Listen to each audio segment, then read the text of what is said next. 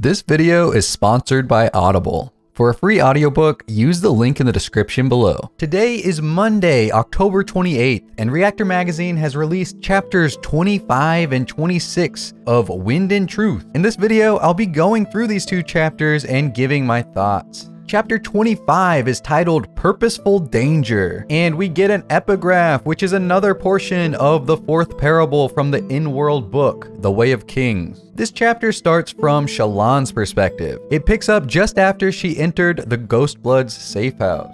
She follows Shade down a set of ancient stone stairs covered in lichen, and then she sees the Alethi woman who is spying on Dalinar. The woman is studying Mraize's collection of artifacts. There's a silver horn or claw from some great beast, which I'm wondering, is this dragon steel? Did Mraize slay a dragon? Or maybe he knows somebody else who did. There's also a chunk of light red crystal. I'm not sure what this one is. If you guys know what these are, let me know in the comments. There's a violet stone egg, a leaf that pulses red, and a vial of pale sand. Interesting stuff. I really like that Mraize keeps this collection of so many artifacts. It really adds to the intrigue of what's out there in the Cosmere that we haven't seen yet. Shallan notices Sja-anat in the reflection of one of the display cases. It seems that Sja-anat recognizes her. Why is a storming unmade hanging out in the Ghostblood's hideout? Shallan enters the next room with the two newly arrived Ghostbloods, and she sees Mraize by a podium speaking with a group of Ghostbloods. He's tinkering with a crossbow that fires oversized bolts. Just the sight of Mraize is enough to make Shallan begin feeling anxious. She also sees that Iyatil is in the corner watching the group of Ghostbloods, and the third masked assassin begins mixing drinks for the Ghostblood guests. We find out that this is the first time so many Ghostbloods have met in person since their briefing on the Everstorm. That briefing was a year before the Everstorm arrived. Wait, what? So they must be working with Odium, right? How else would they have known about that storm in advance? Weird. We learn of some of the nicknames that Mraize has given the Ghostbloods that are here at the meeting, such as Stolen Purse and Icy Tongue. Shallan notices Iyatil looking at her, and she gets nervous, drawing an anxiety spren. Veil and Radiant give Shallan a pep talk and remind her that Mraize and Iyatil are just people who can make mistakes and have flaws just like anyone else. This helps Shallan regain composure. Mraize opens the podium and a Sion floats out, then changes to the shape of Felt's face. Felt tells the members that they found Restares, or Kalak as we know him, and they know about Mishram's prison being in the spiritual realm. Shallan is taken aback by the revelation that both Felt and Rlain are Ghostbloods, and Shockspren appear around her. But luckily no one was looking her way when the Spren appeared. That would be so hard to mask your emotions with Spren constantly popping up around you. We find out that Mraize and Iyatil are planning to follow Dalinar into the spiritual realm. They apparently have a very special contact who is providing them information about Dalinar. It sounds like this intel came in before the Alethi-looking Ghostblood woman spied on Dalinar. So I wonder who it could be. It would be crazy if it was the Stormfather, but that seems like a stretch. Maybe it's Sja-anat. Mraize is going to leave Zora, an Azish vizier, in charge while he and Iyatil are away. We find out that the way they found to transfer Stormlight off-world is to blanket of identity, so unkeyed light is possible. That's very interesting. I'm guessing aluminum is involved, and maybe an off-world magic system. But I guess we'll have to raffo. We see Mraize has special bolts for the crossbow with gemstones affixed to them. Shallan instantly realizes that this could be used with the anti-light that Navani developed to be extremely dangerous to Radiance and their Spren. The perspective ends with Iyatil stooping next to Shallan and whispering to her in a language that Shallan doesn't recognize. Then we get Dalinar's perspective. He's sitting with Navani in the room with all the plants.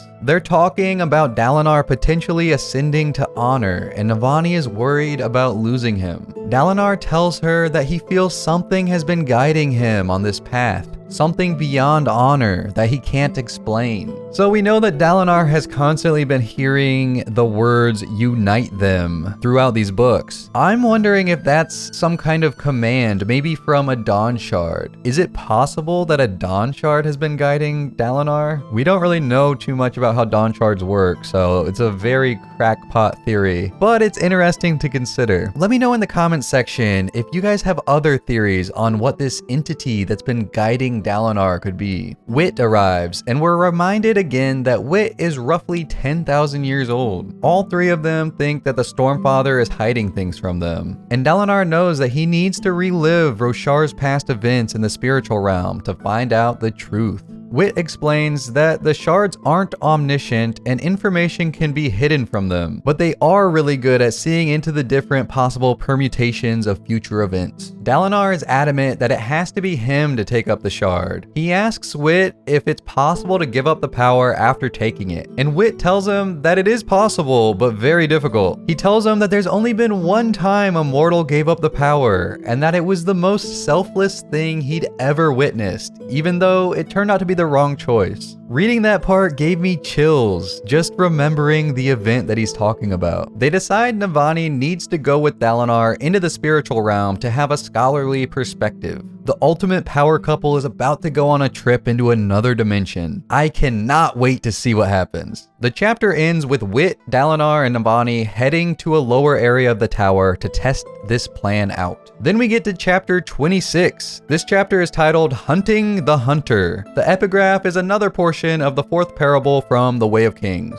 This chapter is from Shallan's perspective. It picks up just after Iyatil spoke to her in an unfamiliar language. Shallan nearly signals for her team to send in the strike team, but then Vale convinces her to try and understand what Iyatil means. So Shallan reads Iyatil's body language, realizes that Iyatil is most likely giving her an order, so she gives a curt nod, and this seems to work. Then she finds herself in a situation with Iyatil and another offworlder, and they're having a conversation in that same foreign language. So Vale tells her she needs to find an excuse to get out of that conversation. She claims that she saw Sja-anat in the reflection of one of the doorknobs. Iyatil seems to believe her, so she goes to speak with Mraize, and Sja-anat actually comes and speaks with Shallan. Shallan asks her whose side she's on, and Sja-anat basically says that she's on her own side. She works for herself, and that Shallan should join her side. Then Iyatil and Mraize return. Shallan follows them back into the trophy room, and we find out that the collection is actually Iyatil's, not Mraize's. We get confirmation that Sja-anat is indeed the informant that is watching Dalinar and Navani. She hasn't been watching them personally, but she has some of her children watching. We also find out that Mraize and Iyatil have bonded enlightened Spren. I wonder if both of those Spren are light Spren, like Renarin and Rlain, or if Sja-anat is able to enlighten other orders of radiant Spren. We see that Mraize already has some anti-light, and it's in one of the gemstones attached to a bolt. He works quickly. Iyatil tells Shallan in Alethi that she's worried about Mraize's dedication to their greater purpose, which we see differs from Thaidakar's purpose. It seems that there are disagreements within the Ghostbloods. And this chapter ends with Iyatil realizing Shallan's deception and yelling out to the other Ghostbloods that they've been discovered. I'm guessing that it's probably the eye color that gave her away. But yeah, those were two interesting chapters. I really enjoyed them. I feel like we got a lot more information. Those are just my thoughts. Let me know your thoughts of these two chapters in the comments below. If you haven't already pre-ordered Wind and Truth, you can do so now for free, thanks to the sponsor of today's video, Audible. All you have to do is use the link in the description and sign up for an Audible Premium Plus 30-day free trial. After that, Audible will give you a credit, and you can use this credit to get any audiobook of your choice for free. This free book is yours to keep even if you cancel your membership.